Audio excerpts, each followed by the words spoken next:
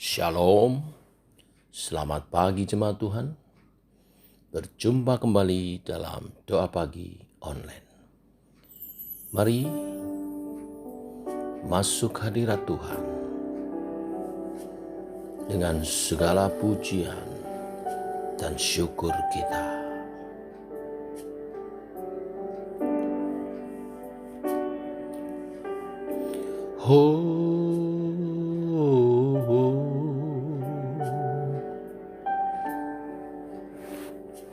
Kau Tuhan yang selamatkanku, terima kasih Yesus.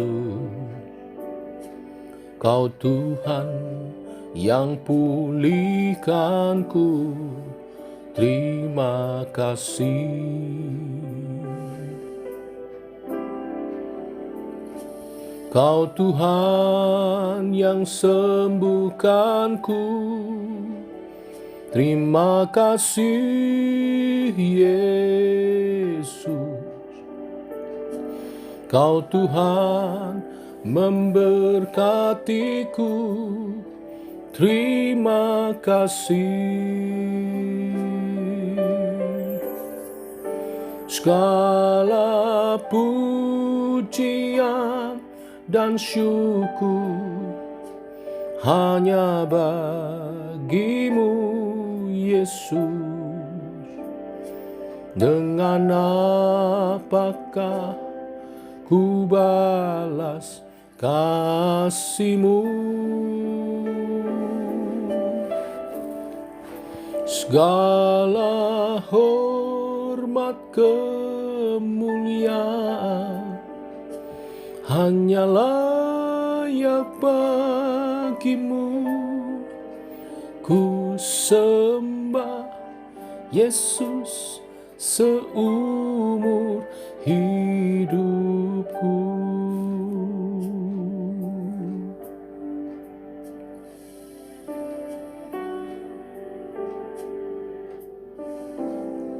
Oh, Kau Tuhan yang selamatkanku, terima kasih Yesus. Kau Tuhan yang pulihkanku, terima kasih.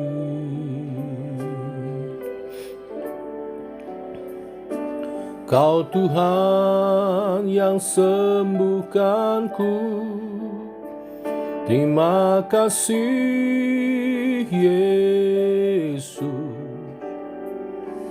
Kau Tuhan memberkatiku, terima kasih. Segala pujian dan syukur hanya bagimu Yesus. Dengan apakah ku balas kasih-Mu?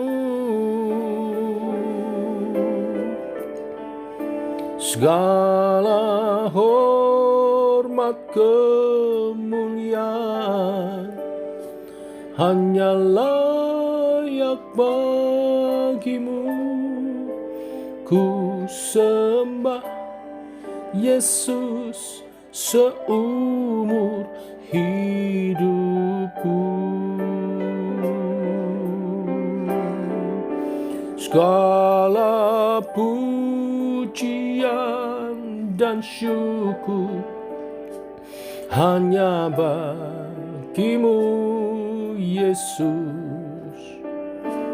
Dengan apakah ku balas kasih-Mu? Segala hormat kemuliaan hanya layak bagimu. Ku sembah Yesus seumur hidupku. segala hormat kemuliaan hanya layak bagimu. Ku sembah Yesus seumur hidupku.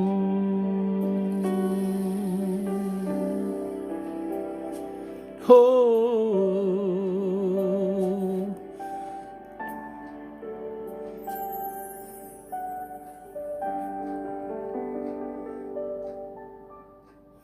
makin mengenalmu, makin kami kagum akan segala kepribadianmu Tuhan. Layaklah Engkau menerima segala sembah puji syukur kami. Teguhkan oleh kebenaran firman yang sebentar kami renungkan. Dalam nama Tuhan Yesus Kristus. Amin. Bapak Ibu, kita tiba pada Lukas pasal 3 ayat 23 sampai 38. Judul perikop silsilah Yesus. Demikian firman Tuhan. Ketika Yesus mulai pekerjaannya, ia berumur kira-kira 30 tahun dan menurut anggapan orang, ia adalah anak Yusuf, anak Eli, anak Matat, anak Lewi, anak Malki, anak Yanai, anak Yusuf, anak Matika, anak Amos, anak Nahum, anak Hesli, anak Nagai, anak Maat, anak Matika, anak Simai, anak Yosek, anak Yoda, anak Yohanan, anak Resa, anak Zerubabel, anak Syaltiel, anak Neri, anak Maki, anak Adi, anak Kosam, anak Elmadam, anak anak Yesua, anak Eliezer, anak Yorim, anak Matat, anak Lewi, anak Simeon, anak Yehuda, anak Yusuf, anak Yonam, anak Eliakim, anak Melea, anak Mina, anak Matata, anak Natan, anak Daud, anak Isai, anak Obed, anak Boas, anak Salmon, anak Nahason, anak Aminadab, anak Admin, anak Arni, anak Isron, anak Peres, anak Yehuda, anak Yakub, anak Ishak, anak Abraham, anak Terah, anak Nahor, anak Seruk, anak Rehu, anak Pelek, anak Aber, anak Salmon, anak Kenan, anak Arpaksad, anak Sem, anak Nuh, anak Lamek, anak Metusalah, anak Henok, anak Yared, anak Mahalalel, anak Kenan, anak Enos, anak Set, anak Adam, anak Allah. Amin. Ada setidaknya 3 alasan mengapa kita harus mempelajari silsilah, walaupun kelihatan membosankan membaca. Yang pertama, karena Tuhan menyuruh kita mempelajari seluruh kitab suci. Seperti dikatakan Kisah Para Rasul 20 ayat 27 mengatakan, sebab aku tidak lalai memberitakan seluruh maksud Allah kepadamu. Kata seluruh maksud Allah berarti seluruh firman Tuhan atau kitab suci. Yang kedua, Tuhan pasti tidak akan meletakkan, mencantumkan bagian silsilah dalam kitab suci kalau memang tidak ada gunanya bagi kita. Segala tulisan yang diilhamkan Allah memang bermanfaat untuk mengajar, untuk menyatakan kesalahan, untuk memperbaiki kelakuan, dan untuk mendidik orang dalam kebenaran. 2 Timotius 3 ayat 16. Jadi jelas bahwa belajar silsilah pun pasti ada gunanya. Yang ketiga, silsilah Yesus ini adalah salah satu bagian kitab suci yang paling banyak diserang orang. Oleh sebab itu, supaya kita bisa memberi jawab dengan tepat, kita mesti mempelajarinya. Nah, Bapak Ibu Saudara sekalian, hal-hal yang bisa kita dapat dari apa yang kita baca hari ini. Yang pertama, dikatakan di sana Yesus memulai pelayanannya pada usia kira-kira 30 tahun. Mengapa ia baru memulai pelayanannya pada usia 30 tahun? Ya, rupanya ini adalah sebuah tradisi bagi orang Lewi. Ya, bagaimana biasanya orang Lewi, pelayan-pelayan Tuhan di Bait Allah, memulai pelayanannya pada usia yang ke-30 tahun. Ya, para penafsir juga mengatakan bahwa ahli Taurat juga biasa mulai mengajar pada usia 30 tahun. Jadi ini berkenaan dengan masalah tradisi. Tentu bukan berarti bagi setiap kita harus melayani setelah umur 30 tahun, bukan. Tradisinya berbeda. Kita bahkan boleh memulai pelayanan sejak dari kita masih kanak-kanak, belajar melayani walaupun dengan sederhana.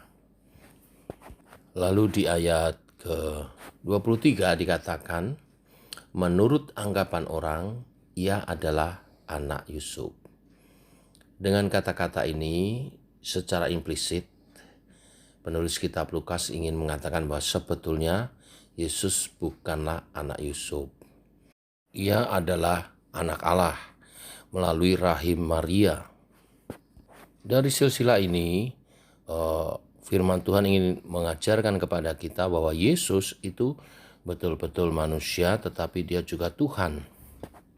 Walaupun kehadirannya di dunia tidak lazim seperti manusia pada umumnya, tetapi dia adalah benar-benar manusia sejati. Seseorang pernah berkata bahwa Allah dapat menciptakan manusia dengan 4 cara. Yang pertama, tanpa menggunakan laki-laki ataupun perempuan. Siapa mereka? Yaitu ketika Allah menciptakan Adam tanpa menggunakan laki-laki dan perempuan. Adam tidak punya ayah, tidak punya ibu, tapi Tuhan ciptakan. Lalu yang kedua, tanpa menggunakan perempuan, tetapi menggunakan laki-laki. Siapa? Yaitu Hawa. Hawa diciptakan dari rusuk daripada Adam. Ya, tanpa wanita, laki-laki saja bisa Tuhan menciptakan manusia. Nah, dan Yesus diciptakan Tuhan tanpa menggunakan laki-laki, tetapi hanya menggunakan perempuan, yaitu Maria. Jadi memang Yesus bukan anak Yusuf sebetulnya, cuman anggapan orang anak Yusuf karena lahir di tengah keluarga Yusuf. Lalu yang keempat, Tuhan menciptakan manusia dengan menggunakan laki-laki dan perempuan, yaitu manusia pada umumnya selain Adam, Hawa, dan manusia Yesus. Jadi kesimpulannya bahwa manusia Yesus diciptakan oleh Allah hanya dengan menggunakan seorang perempuan, yaitu Maria, tidak bisa jadi dasar untuk mengatakan bahwa ia bukan manusia sejati. Yesus adalah manusia sejati. Tetapi Yesus juga adalah Allah yang sejati. Maka di bagian terakhir dari silsilah ini dikatakan anak Allah. Nah, silsilah Yesus menunjukkan kemanusiaan Yesus, tetapi juga menunjukkan kealahannya. Ini menunjukkan bahwa bila kita mau belajar firman Tuhan, harus belajar secara seimbang. Keilahian dan kemanusiaan Yesus, kedaulatan Allah dan tanggung jawab manusia, jaminan keselamatan dari Tuhan, dan usaha untuk mengerjakan keselamatan itu, iman dan perbuatan, firman Tuhan dan pelayanan. Inilah berita firman hari ini. Yesus adalah manusia sejati dan juga Allah yang sejati, pribadi satu-satunya juru selamat yang bisa menebus dosa umat manusia. Terpujilah Dia, Tuhan Yesus, juru selamat kita. Amin. Mari kita berdoa. Bapa, kami mengucap syukur untuk kasih dan rahmat-Mu selalu baru. Untuk firman Tuhan hari ini, kami diteguhkan akan kepribadian Yesus melalui silsilah yang kami baca hari ini. bahwa Yesus adalah Allah sejati yang menjelma menjadi manusia untuk melaksanakan tugas penebusan dari Bapa bagi kami semua. Terima kasih Tuhan. Kami mengenal Yesus sebagai Tuhan dan Juru Selamat kami dan percaya menyandalkan hidup kami kepada Tuhan. Hari ini kami berdoa secara khusus mendukung bangsa dan negara kami Indonesia. Kami berdoa supaya Indonesia dilawat oleh Tuhan. Kami rindu banyak orang mengenal Yesus sebagai Tuhan dan Juru Selamat secara pribadi, sehingga mereka juga diselamatkan. Hanya Yesuslah satu-satunya Juru Selamat yang mampu menyelamatkan dosa umat manusia. Tidak ada satu pribadi pun di dunia ini yang layak untuk menebus dosa umat manusia, tetapi sekaligus memberi pengampunan dan anugerah hidup yang kekal. Hanya Allah saja yang menjadi manusia, yang menyatakan kasih dan keadilan Tuhan bagi setiap umat manusia untuk memperoleh keselamatan. Kami rindu Indonesia banyak jiwa dimenangkan, diselamatkan. Pakai gerejamu Tuhan, pakai hamba-hambamu, pakai setiap umat Tuhan mewartakan berita keselamatan ini. Kami berdoa untuk pemerintah, bangsa dan negara kami, untuk Presiden Jokowi, wakilnya, staf menteri, dengan bekerja sama dengan Kapolri, TNI, dapat mengatur negara ini dengan baik, menjalankan tugas-tugasnya dengan baik, sehingga Indonesia menjadi lebih baik dalam tahun-tahun yang akan datang. Berkati rencana-rencana pembangunan atas bangsa kami, negara kami, sehingga Indonesia boleh makin makmur, pertumbuhan ekonomi boleh makin baik, penanggulangan dampak-dampak pandemi COVID-19 dapat ada kemajuan, dan itu memulihkan keadaan, dan kami boleh kembali berusaha dan berjuang. Terima kasih Tuhan. Ini doa-doa kami atas bangsa dan negara kami Indonesia, di mana Engkau menempatkan kami di bangsa ini, di kota kami. Kami usahakan segala kesejahteraan atas kota kami, atas bangsa kami. Terpuji nama-Mu Tuhan. Dalam nama Yesus kami berdoa, kami bersyukur. Amin. Demikian saudara, doa pagi kita.